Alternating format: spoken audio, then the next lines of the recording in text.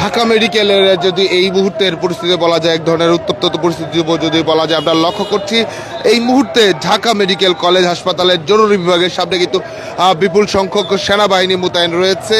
যে কারণ হিসেবে যদি বলা যায়, আপনারা লক্ষ্য করেছেন যে ইজতেমার দুটি সংঘর্ষের ঘটনা ঘটেছে, দুটো গ্রুপের মধ্যে যে সংঘর্ষের ঘটনা ঘটে, সেই সংঘর্ষের ঘটনার প্রেক্ষিতে আহত হয়ে কিন্তু অনেকেই এই মুহূর্তে ঢাকা মেডিকেল কলেজ হাসপাতালে চিকিৎসা নিতে কিন্তু এসেছে এবং তার প্রতিবাদ জানিয়ে আহত যারা হয়েছে তারা প্রতিবাদ জানিয়ে কিন্তু বিক্ষোভ করছে এবং বিচার দাবি করছে। এবং সেই মুহূর্তে আসলে এই মুহূর্তে সেনাবাহিনী কিন্তু মোতায়েন রয়েছে। আপনি কি সেখানেই ছিলেন? একটু ঘটনাটা বলবেন আসলে কি হয়েছে? আসলে আমাদের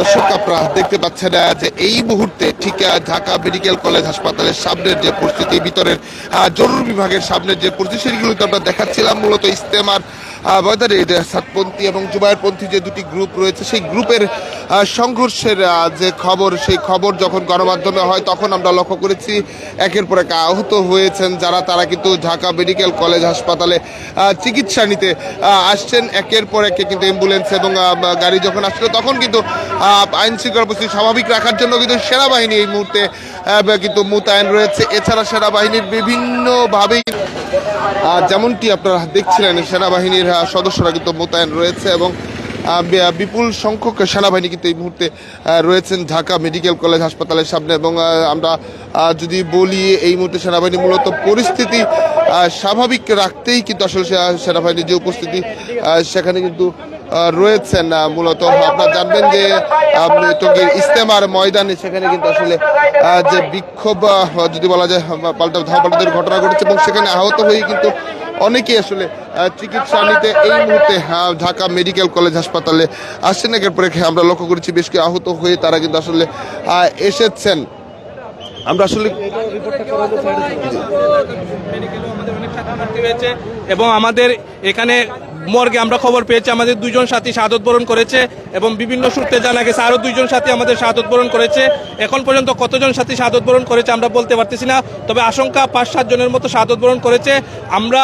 আমরা এই সাতপন্থীদের এই অকাঙ্ক্ষিত হামলার জন্য প্রতিবাদ জানাচ্ছি। এবং আপনারা দেখছিলেন এক ধরনের যে পরিস্থিতি, উত্তপ্ত পরিস্থিতি রয়েছে এই মুহূর্তে ঢাকা মেডিকেল কলেজে হাসপাতালের চিত্র কিন্তু আমরা আপনাদের সরাসরি যুক্ত রেখেছি দেশবতর লাইভে এবং সেখান থেকেই দেখানোর চেষ্টা করছিলাম যে এই মুহূর্তে ঢাকা মেডিকেল কলেজ এবং যেটি এই সামাজিক মাধ্যমে দেখতে পেরেছেন ইজতেমা যে দুটি গ্রুপের যে লাইট বন্ধ করে আমাদের স্যার, আমি বিগত 3 দিন যাবত ওখানে মসজিদে এই ইজতেমার ময়দানে বিগত 3 দিন ধরে আমরা ইজতেমার ময়দানে যে আমাদের ইজতেমা হবে 31শে জানুয়ারি, এর জন্য আমরা ওখানে নির্মাণ কাজ করতেছিলাম, বাঁশকুড়ি গাঁথতেছিলাম, তো ওখানে থাইকেই করতে হয়েছিল।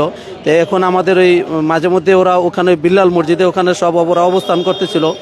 আমরা এই কিছু লোক মারফত জানতে পারছি যে ওরা সেনাবাহিনীর দ্বারা নাকি ওরা দখল করব এবং কি ওরা আমাদের এখানে দখল করবে ইনশাল্লাহ, এবং বিভিন্ন মিডিয়া এটা ওরা প্রচারও করছে যে ইনশাল্লাহ দখল করবে।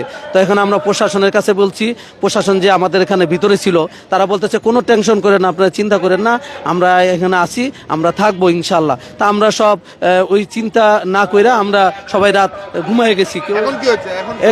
এখন ওই রাত 4টার সময় সবাই অতর্কিতভাবে কামারপাড়া ব্রিজ দিয়ে আইসা ড্যাগার দিয়ে একজনের মারছে, লাঠি দিয়ে মারছে, সোড়া দিয়ে। আপনাদের মধ্যে কেন আসলে এই সংঘর্ষগুলো হয়? এই সংঘর্ষ হয় একমাত্র স্যার সাহেবের কারণে। সে কিছু আকিদাগত দিক দিয়ে মাসলা মাসাইল বলছে, যেটা ওলামায়ে কেরাম সারা ইসলামের জন্য এটা বিরোধিতা, কোরআনের বহির্ভূত কিছু কথাবার্তা বলছে, হাদিসের কি সেই কথা? সে কথা হলো এর মধ্যে একটা হলো ইমামতি করে যে পয়সা খায়, এর যে নাকি বলে ইমামের আগে বলে ব্যবসা মহিলারা জান্নাতে যাবে। এরপরে বলছে মোবাইল নিয়ে নামাজ পড়লে বলে নামাজ হবে না। এরপরে বলছে যে কোরআন শরীফ বুঝা না পড়লে বলে নাকি কোনো নেকি নাই। অথচ আল্লাহ রসুল বলছে বুঝা পড়ুক আর না বুঝা পড়ুক, পড়তে খরবে 10 নেকি।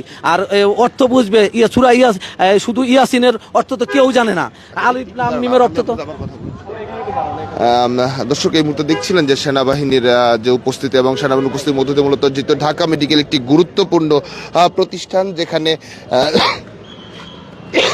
চিকিৎসার জন্য বিভিন্ন জায়গা থেকে মানুষ কিন্তু এবং চিকিৎসার যে প্রাণ, আর যদি বলা যায় এই মুহূর্তে ঢাকা মেডিকেল কলেজের নিরাপত্তা ব্যবস্থা স্বাভাবিক রাখতেই কিন্তু সেনাবাহিনী মোতায়েন রয়েছে। আমরা কথা বলেছিলাম এবং তারা যেটি বলবার চেষ্টা করেছে বিভিন্ন মারফতে যে মূলত এই মুহূর্তে পরিস্থিতি নিয়ন্ত্রণে রাখার জন্য এবং স্বাভাবিক চিকিৎসা ব্যবস্থা স্বাভাবিক রাখতেই সেনাবাহিনী সহ আইন শৃঙ্খলা রক্ষাকারী বাহিনী মোতায়েন রয়েছে এবং মেডিকেল কর্তৃপক্ষ কিন্তু যে সেবার জন্য যেগুলো করার সেগুলো তারা প্রাথমিকভাবে করবে। তবে যে ঘটনাকে কেন্দ্র করে মূলত এমন পরিস্থিতি তৈরি হচ্ছে সেটি যদি বলা যায় ইজতেমায় সাদ গ্রুপ এবং জুবায়ের প্রতি যারা রয়েছেন দুই গ্রুপের সংঘর্ষের ঘটনা কিন্তু আসলে ঘটেছে, যে ঘটনা এক প্রকার রণক্ষেত্রে পরিণত হয়েছে কিন্তু টঙ্গীর ইজতেমা ময়দান এবং সেখান থেকে একের পর এক আহত হয়ে তারা কিন্তু আসতে শুরু করেছে ঢাকা মেডিকেল কলেজ হাসপাতালে এবং তারা কিন্তু সেই চিকিৎসা নিচ্ছেন এবং হয়তোবা পরিস্থিতি কোন দিকে যাচ্ছে এবং পরবর্তী আমরা সেগুলো আপনাদের